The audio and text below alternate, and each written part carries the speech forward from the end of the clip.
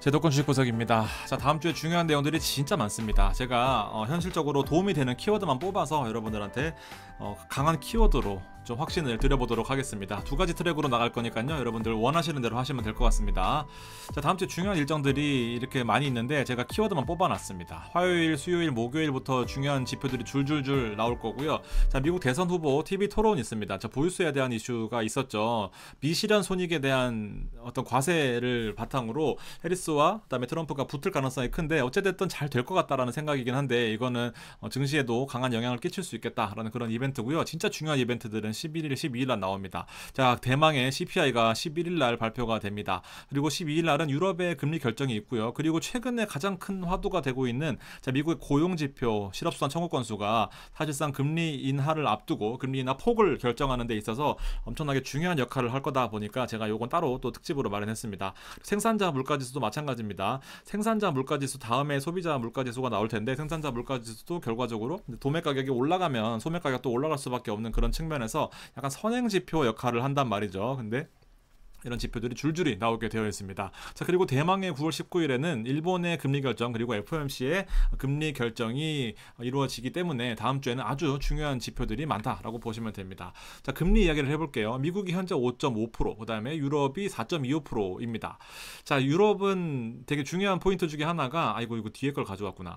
자, 22년 7월부터 금리 인상을 시작했습니다. 제가 이거는 왜 22년 1월부터 가지고 왔냐면은 자, 얘는 22년 1월부터 금리 인상을 시작했거든요. 그리고 가파른 금리 인상을 거의 2년 동안 지속을 해왔죠. 자, 그리고 유럽 같은 경우에는 지금 금리를 인하했단 말입니다. 근데 금리를 최초에 인상한 시점이 22년 7월이에요. 자, 얘는 22년 1월이거든요. 얘는 22년 7월부터입니다. 더 늦게 금리 인하를 했는데 더 빨리 인상을 했는데 더 빨리 금리 인하를 했다라는 거죠. 그래서 실제적으로 유럽 보다도 금리 인상이 늦었음에도 불구하고 아직까지 금리를 낮추지 못하고 있는 미국 같은 경우에는 자, 지금 0.25냐 0.5냐를 앞두고 아주 중요한 시점에 놓여 있다라고 생각하시면 됩니다. 바로 이 기준금리 결정이 목요일 날 유럽에서 먼저 일어날 거고요. 만약에 물론 내려갈 것 같다라는 생각은 그런 시장에 분위기는 없지만 혹시나 내려가지 않더라도 일단은 금리가 동결된 상황에서 미국 금리가 낮아지면은 어떤 시장에 영향을 끼칠지도 여러분들 한번 보시면 좋겠다라는 생각입니다. 한 타임 늦은 거죠. 더 늦게 금리를 올렸는데 더 빨리 내린 유럽보다도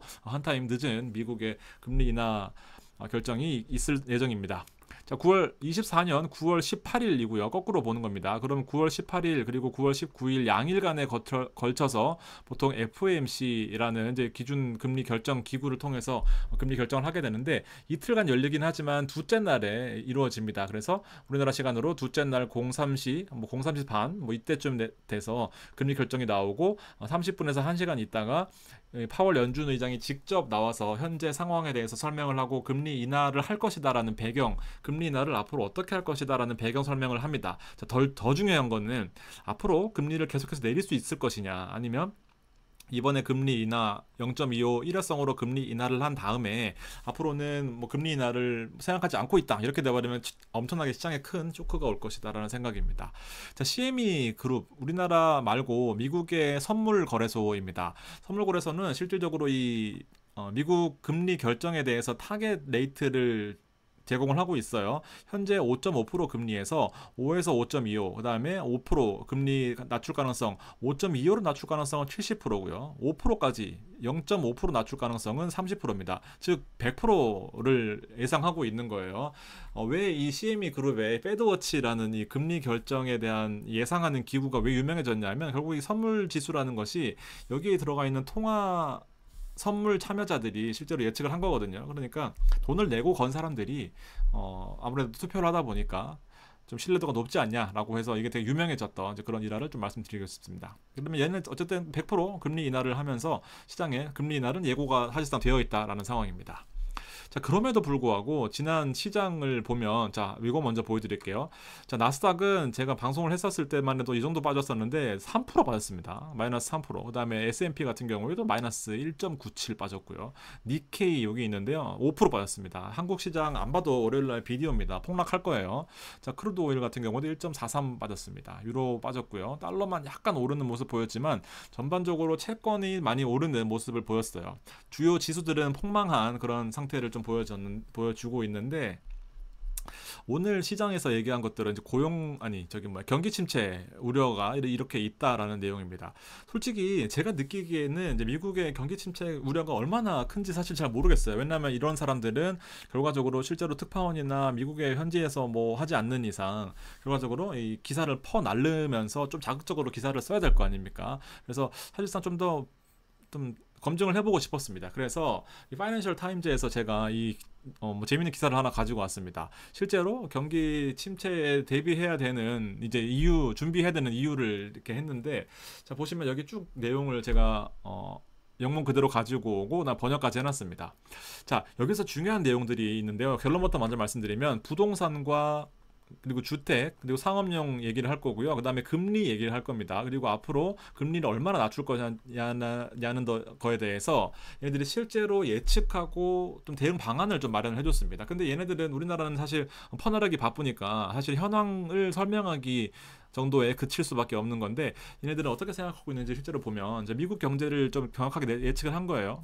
그러면 2년 동안의 타이트한 통화 정책으로 냉각이 됐죠. 어쨌든 금리 인상을 아까 말씀드렸던 것처럼 22년 1월부터 금리 인상을 0.25에서 5.5%까지 가파르게 올렸었잖아요. 그래서 결과적으로 이 타이트한 통화 정책이 결국에는 증시의 냉각으로 가지고 오고 경기 침체로 시장을 이끌어왔다라고 표현을 하고 있습니다. 자, 그리고 가장 중요한 거 지금 고용이 제일 문제거든요.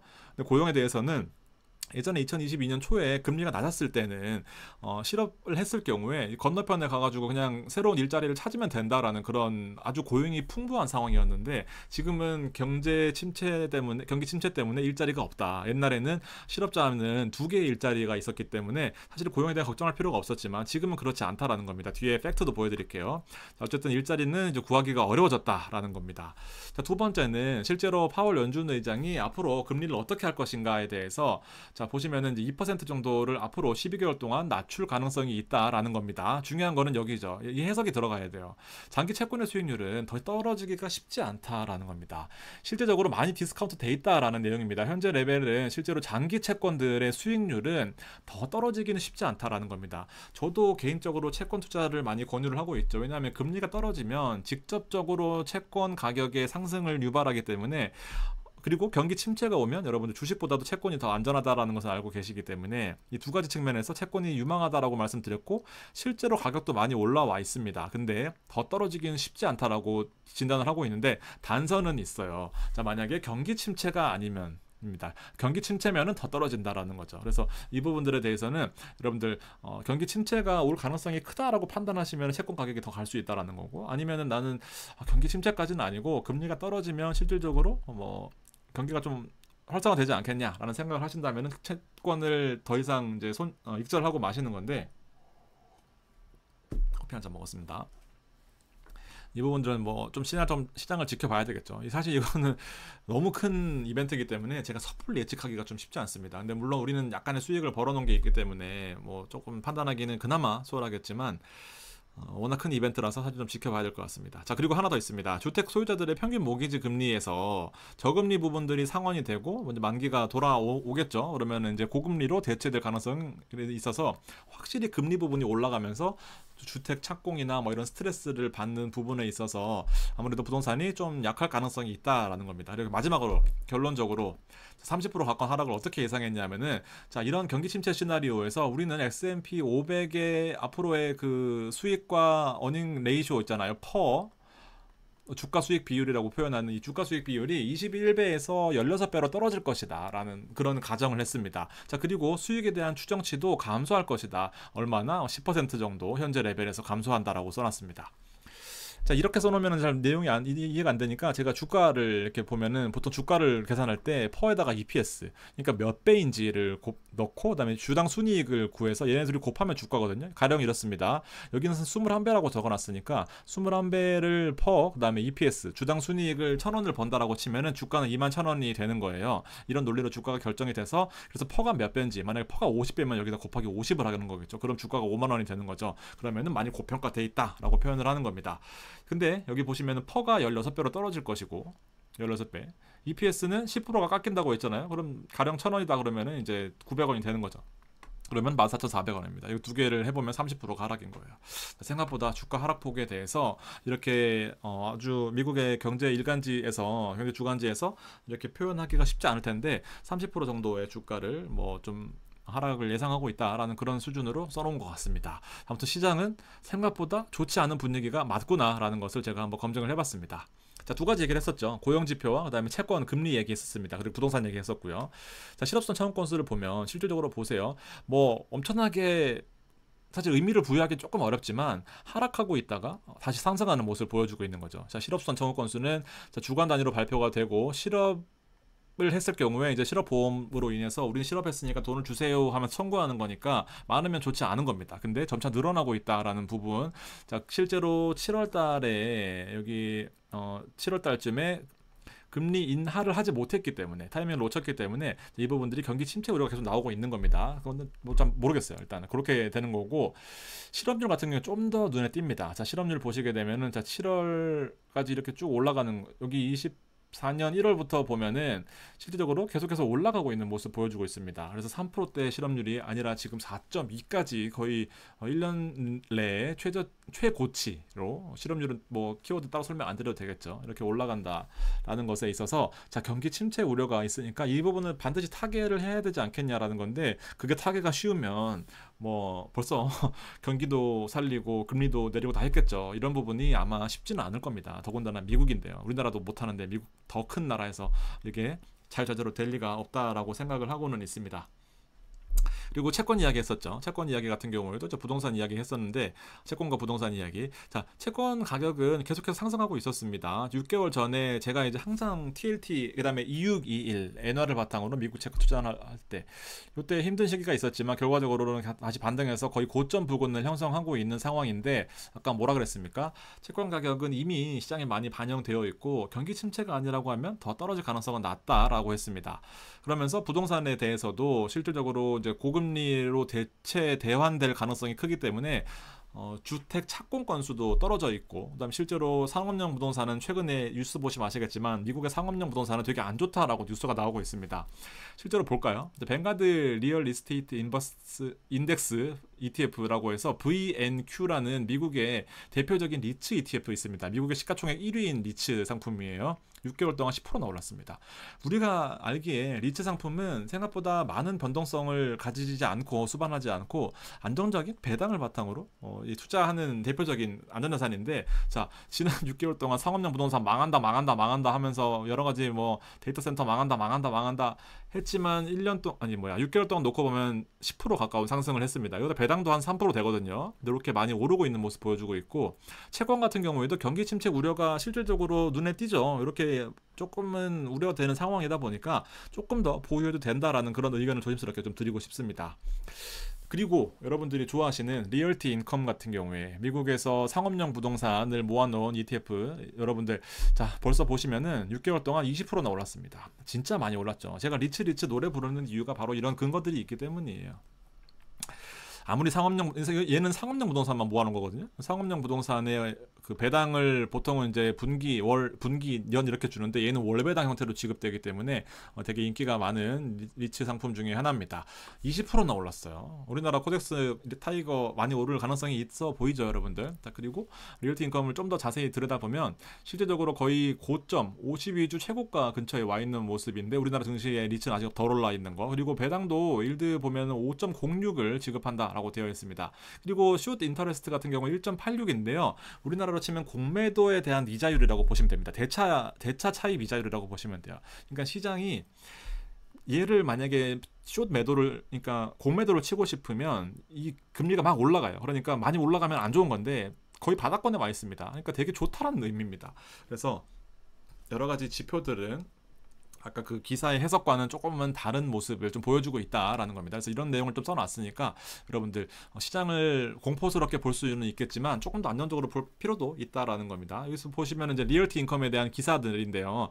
강세는 여전히 뭐 강세다. 그다음에 배당에 대한 신뢰도와 잠재력, 성장 잠재력 이렇게 있다라는 거. 그다음에 연준의 금리 인하 같은 경우에는 이 배당 스토리를 잘 가져올 것이다. 큰 배당 자본의 이익을 잘 가져올 것이다. 뭐 이렇게 써놨고요. 그다음에 랠리 임박돼 있다는 거. 그래서 분위기 자체는 뭐 크게 나쁘지는 않아요. 애널리스트와 그 기사에 코멘트 쓰는 그 파이낸셜 타임즈를 대표해서 쓰는 그런 내용들은 조금 다르긴 하지만 시장 자체의 분위기는 리츠하고 채권들이 나쁘지는 않겠다라는 겁니다. 그리고 배당 성장도 배당 그 히스토리도 보면은 꾸준하게 늘고 있는 모습이죠. 2020년부터 꾸준하게 늘고 있는 모습을 보여주고 있다라고 보시면은 리츠는 나쁘지 않겠구나라는 결론에 이르를 수 있겠습니다.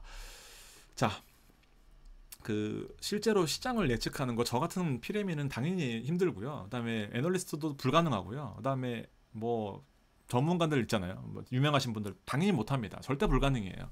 미국의 파월 연준 의장도 모르는 뭐 어떤 경기 거시 경제를 어떻게 알겠습니까만 자 근데 제가 하나 기대하고 있는 부분은요. 0.5%를 만약에 금리 인하를 한다면 시장이 호대로 받아들일 수 있을 것 같아요. 0.5%.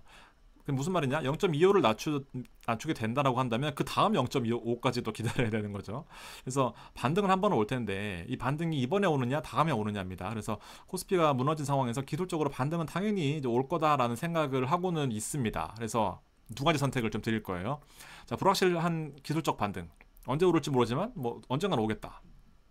짧은 시간에 올 수도 있고 두 번에 나눠서 0.5%를 낮출 수 있을 때까지 올 수도 있다. 그 다음에 확실한 추세, 앞서 보셨겠지만 채권과 부동산은 올라가고 있었던 추세, 금리가 떨어지면 당연히 대출이자 비용 떨어지기 때문에 올라갈 가능성이 크다라고 보는 거죠. 확실한 추세 진행이라고 표현을 해봤습니다. 자, 리츠는 업데이트를 곧 할 건데요. 자, 보시면은 주식을 전부 팔고 리츠로 가라는 거 아닙니다. 뒤에 설명드릴 거예요.